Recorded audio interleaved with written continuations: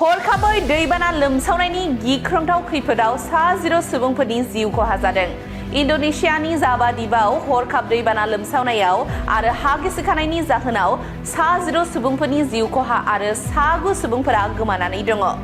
मावख'गिरिया बुंदों दि दैबाना लोमसावनायनि खैफोदा मोन 9 गामिफोराव बांसिन खहा खालामदों।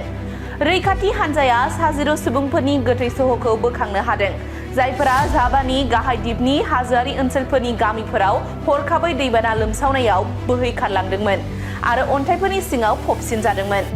एखे समावनो दैबाना लोमसावनायाव आरो हा दामोल गिसिखानायाव सा 9 सुबुंफोरनि गोमानायनि रादाब मोननाय जादों। जायगायारि खैफोद सामलाय एजेन्सिनि गाहाय बगार खाथुरसारिया बुंदों दि थाद'नाय गैयै अखा हानायनि जाहोनाव दैमाफोराव दैया देरनायनि जाहोनाव मिरुआरि जाभा रायजोनि पेगलंगान रेजेन्सिनि मोन 9 गामिफोराव दै बानाया लोमसावहैदोंमोन। हाजोआरि ओनसोलाव हाजोनि सरख्लायलांनायनिफ्राय हाब्रु अन्थाइफोरा गोग्लैदोंमोन आरो गोबां बिफांफोराबो बायदोंमोन।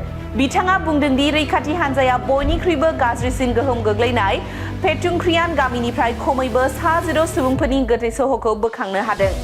बिथांनि बादिब्ला रैखाथि होग्राफोरा सा 9 गोमानानै थानाय सुबुंफोरखौ नागिरगासिनो दङ। खाथुरसारिया बुंदों दि सा 10 जोखोम जानायफोरा खैफोद गोनां ओनसोलनिफ्राय खुनुरुखुमै रैखाथि जायगायाव थाहैनो हादोंमोन आरो बिसोरखौ खाथिनि देहा फाहामसालियाव लांनाय जादोंमोन। मख'नो गोनां दि अक्ट'बरनिफ्राय मार्चसिम बोथोरारि अखाया सम इन्डोनेशियायाव दैबाना आरो हा गिसिखानायनि जाहोन जायो। इन्डोनेशियाया 7,000 द्वीपफोरनि मोनसे द्वीप थुबुर, जेराव लाख सुबुंफोरा हाजोआरि ओनसोलफोराव एबा दैबाना जाथावना हायेनफोरनि खाथियाव थायो। Welcome to IBT Coaching Institute, Kokrajhar, where your success story begins. Experience top-notch education with affordable course fees, making your dreams achievable. Learn from experienced faculty members dedicated to your academic growth. Our specialized teachers offer in-depth explanations and regular doubt-clearing sessions. Last year से question start किया, boat coaching join करने के बाद ही मेरा exam clear हुआ।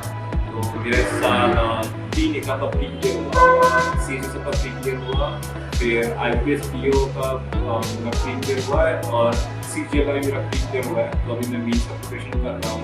Stay updated with current affairs classes tailored for competitive exams. Boost your exam readiness with daily CBT and offline mock tests, ensuring you are always prepared. Strengthen your knowledge with extensive revision classes. Experience our teaching quality firsthand with a free demo class. saya mensuruh weekend pada bahannya ada saya sudah biasa. Bahaya sih kelas berjalan, mana sampai Friday setiap berjalan, walau macam naik dia macam naik dia pun macam. Medicine four English का सच बच्चों मेरा quant में actually खराब था, इसलिए मेरा ज़्यादातर exam में qualify नहीं कर पा रहा था और कॉन्फिडेंट भी नहीं था।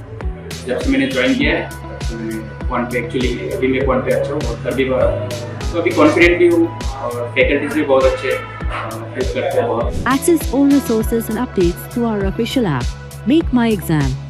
Receive comprehensive course materials and monthly magazines at no extra cost. Join India's #1 coaching institute with proven success in SSC. Our achievement.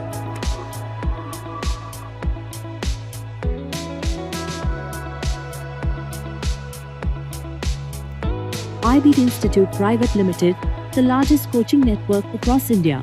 Your success, our commitment.